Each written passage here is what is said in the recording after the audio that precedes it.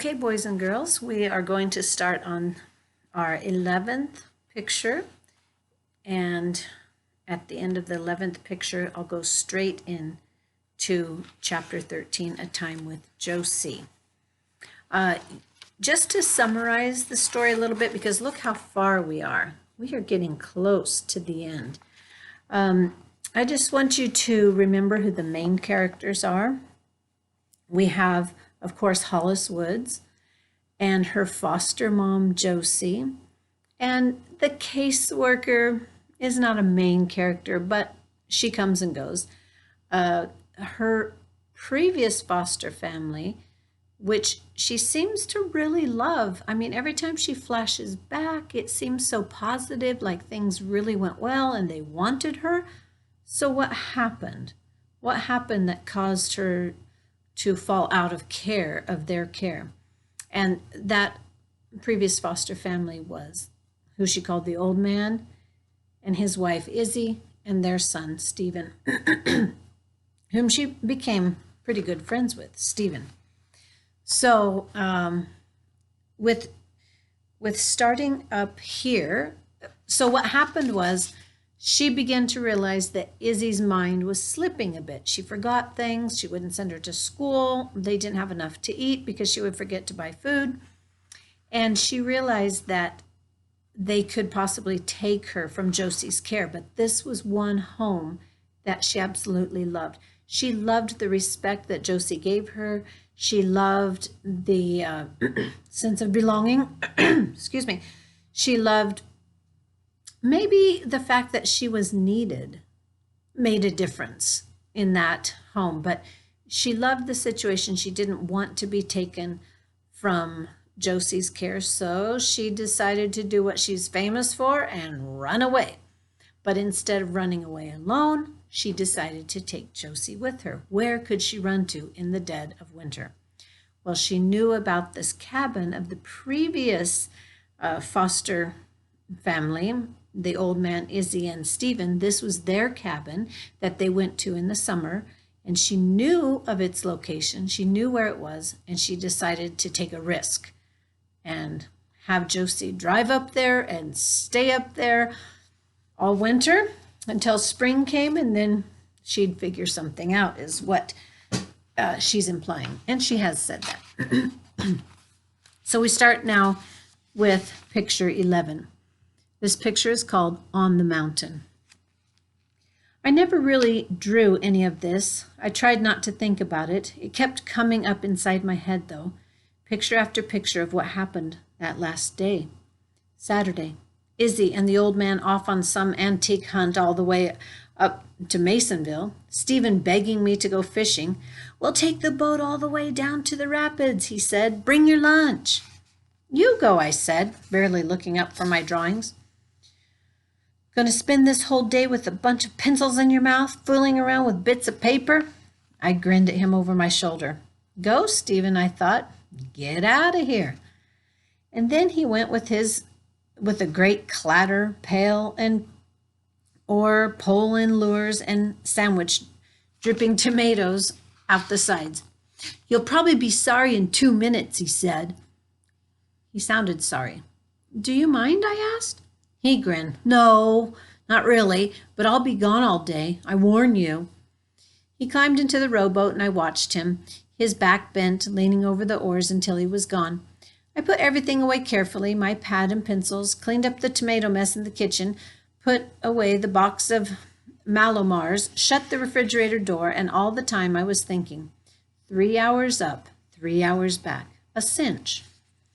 I grabbed a sweater just in case. It was getting cold now, and at the last minute I changed my mind and took a few pieces of paper folded in my pocket, a few pencils, green, gray, brown, and black, and the French blue one. Who knew what I could use it for, but it was my favorite. And then I began to climb. It was hot work. I draped the sweater over a tree limb. After a while I could feel the pull in my ankles, the rub of my sneaker against my heels. I stopped at the halfway point and looked down at the house, the snake of the river, and I could see Stephen, a tiny figure, in the rowboat. I pulled out some paper, made a quick sketch, and climbed some more. Mud.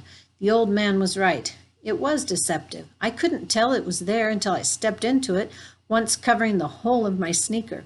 I pulled the shoe out and wiped it off with a few leaves. I was out of breath by the time I almost reached the top, and hungry. Why hadn't I made my own tomato sandwich? There was water, though, a tiny thread of it trickling down from one of the rocks, and I leaned my face into it and drank, and put my wrists under it, and then took the last few steps, and I was there. It opened out, a wide piece of rock, and I danced out onto it, catching my breath. I'd brought dark pencils, but this was a light world. I could see toy houses and the river and even the town of Hancock in the distance. There was a tiny silver lake and a road with miniature cars. "It's Christmas!" I shouted. I said all the things I wanted to. "I'm new," I said. "I'm different." And in my head, I told myself I'd never be mean again. I'd be friendly. I'd go to school and walk up to people. A new leaf, I said.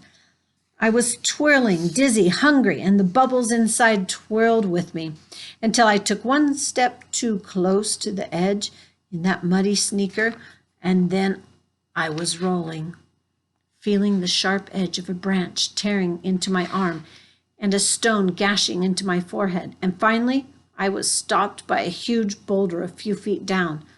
The wind had been knocked out of me. I lay gasping. I pulled myself back up. Not so bad, not so terrible, I told myself, wiping the blood out of my eye, except that I knew I'd never be able to walk all the way down by myself. I didn't begin to call Stephen until much later, until the sun had crossed toward the west, and I knew it was late afternoon, and I didn't want Izzy and the old man to know I had done such a stupid thing. And even as I called, I knew Stephen couldn't hear me. But he came, of course he came. Just before sunset, I heard him, or rather, I heard the pickup truck. Gears grinding and then stopping, the door slamming, and then he was standing over me. "I knew it," he said. "How?" He narrowed his eyes. "Break any bones?" "Certainly not." "I wasted my whole afternoon," he said.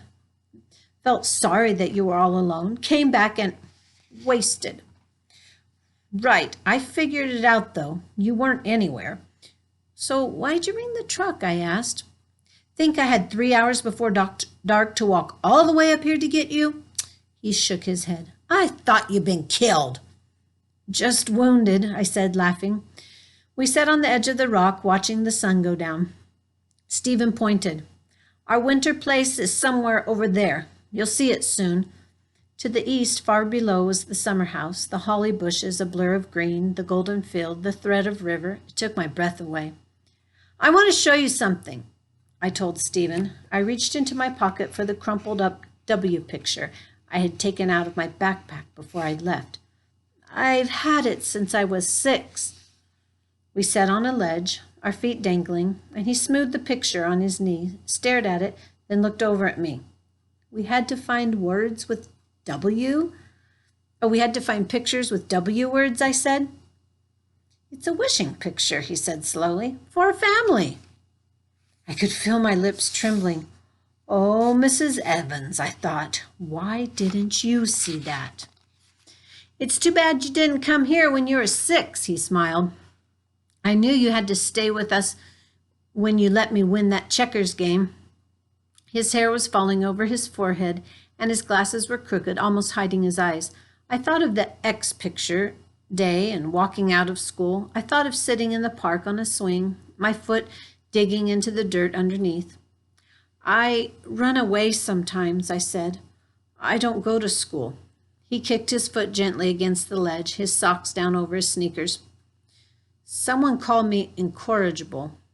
Now that I'd begun, I didn't know how to stop.